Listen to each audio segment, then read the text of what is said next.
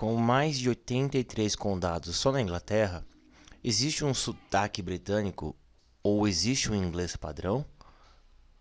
Qual inglês você aprende em livros e dicionários?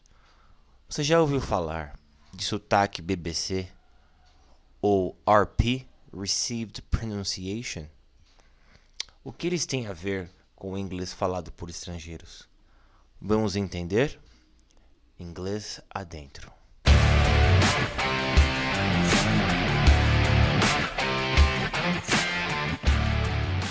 O mundo é uma torre de Babel, e as línguas faladas possuem raízes na cultura dos povos que as engendraram. Para adentrarmos no chamado inglês da BBC, ou RP, ou até inglês padrão, vamos utilizar o paper, o artigo, de Bente Hannisdal, professora de linguística da Universidade de Bergen, e daremos um passinho ou alguns passos lá por volta do século XVI. Por volta deste período, o prestígio se apegou a um tipo de pronúncia. Por razões políticas e econômicas, foi a fala culta da capital e dos arredores que surgiu como uma variante de alto status. Essa variante estava localizada e tornou-se uma norma social associada às classes altas no sudeste da Inglaterra. Porém, já num segundo momento, no século XIX, esse sotaque ou essa variante se espalhou geograficamente e perdeu essa identidade regional inicial. Nós entramos em um novo momento aqui, com a criação da nova escola pública em 1870, que era uma escola de rede de escolas residenciais. A gente começa já a espalhar esse inglês padrão geograficamente por toda a Grã-Bretanha. Então, junto com a Oxford e com a Cambridge, o sistema público de ensino foi muito importante, espalhando toda essa noção de um inglês padrão e distanciando ele de um regionalismo.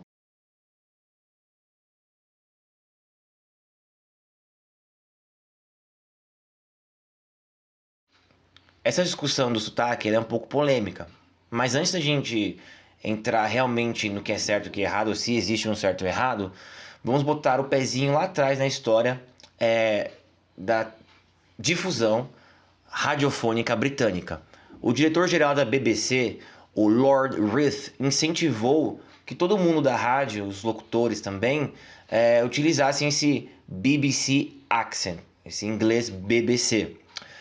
Porque, segundo ele, quote, era um estilo ou qualidade de inglês que não seria ridicularizado em nenhuma parte do país. Então aí a gente já começa a perceber uma noção de um inglês certo ou errado, menos ridicularizado ou não.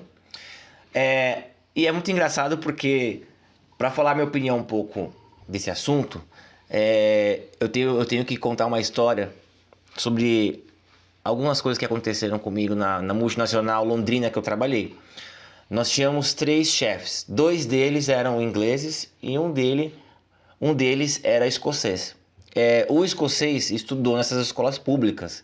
Porém, quando ele tinha chegado, na sua primeira semana ele recebeu o apelido de Caveman, Homem das Cavernas, devido ao seu inglês. E até hoje, os amigos dele o sacaneiam com esse tipo de apelido.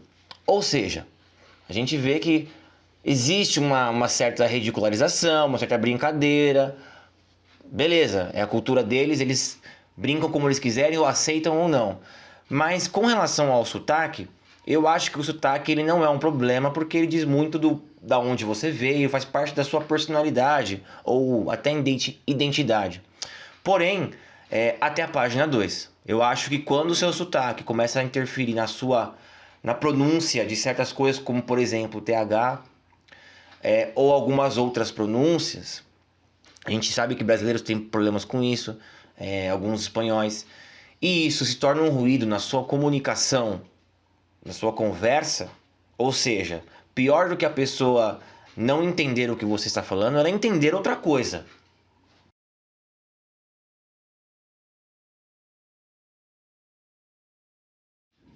Ou seja, o RP ou BBC English, eles têm tudo a ver com a gente, tudo a ver com os teachers, com vocês alunos, tem tudo a ver.